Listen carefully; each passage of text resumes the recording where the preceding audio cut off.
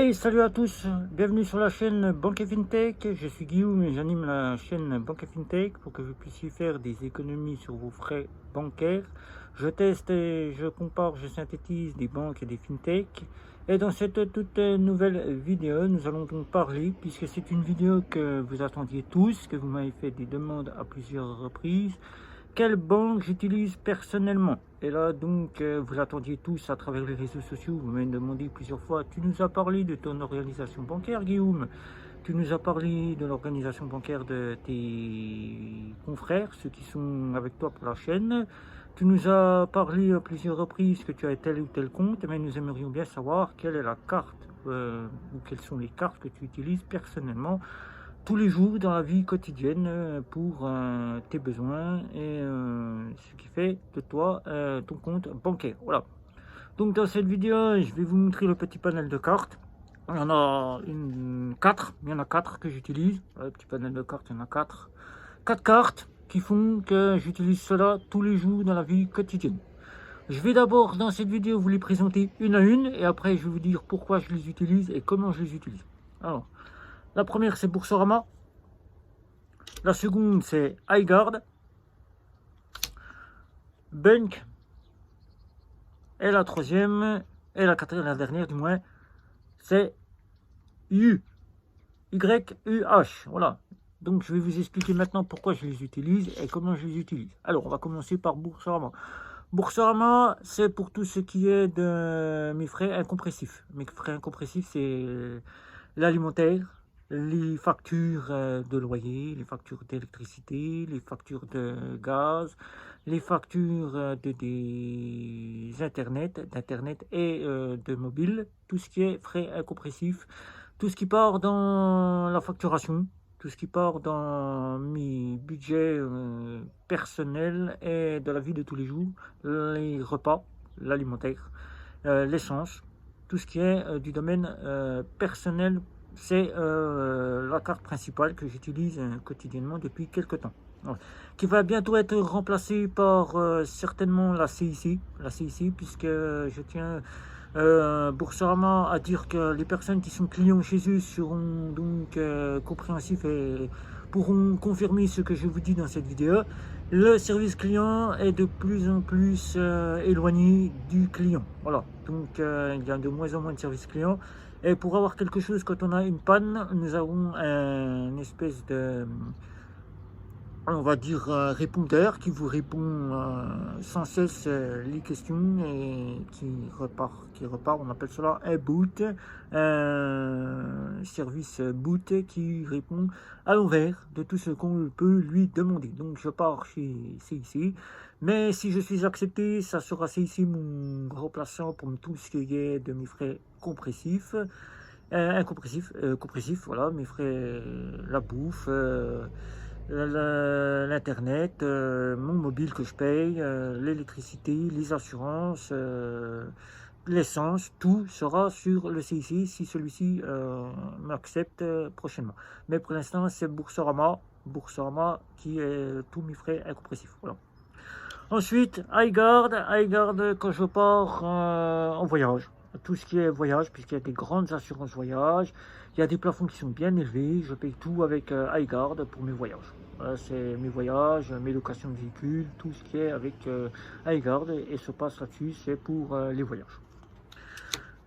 Bank, je vous ai dit, Bank, c'est tout ce qui est pour le loisir. Je paye tout quand j'ai besoin de m'acheter par exemple un téléphone ou que j'ai besoin de m'acheter par exemple des ustensiles personnels, des loisirs personnels, j'aille au cinéma, que j'aille payer un restaurant, que j'aille me faire une journée kebab, McDonald's ou autre, tout part dans mes loisirs, c'est là, puisque j'ai une organisation 50-20-30. Voilà, 50-20-30, comme je vous avais fait une petite vidéo que vous pourrez revoir ici, là au-dessus, là, que vous pourrez revoir la vidéo sur comment gérer son argent, comment gérer pour bien épargner, que je vous avais fait cette petite vidéo, 50-20-30. Il y a 50%, comme je vous ai dit, les frais incompressifs, c'est Boursorama, mon compte principal. Mon compte secondaire, c'est tout ce qui est voyage. Voyage, ça c'est à part de mes frais que j'épargne.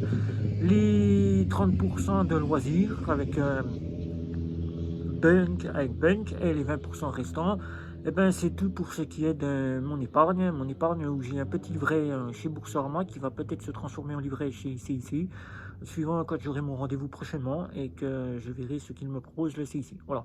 Et ensuite, pour tout ce qui est, quand je pars dans le domaine de l'étranger, c'est-à-dire en Suisse, voilà, que je pars souvent en Suisse, j'ai une carte pour me faire payer dans le franc suisse, les frais, tout ça c'est pour tout ce qui est de mes frais suisses, quand je pars là-bas en Suisse, que je vais voyager en Suisse, parce que je voyage beaucoup en Suisse. Voilà, ça c'est pour mes frais où je paye rien du tout avec la carte bancaire. Voilà, c'est pour avoir les frais gratuits. Voilà.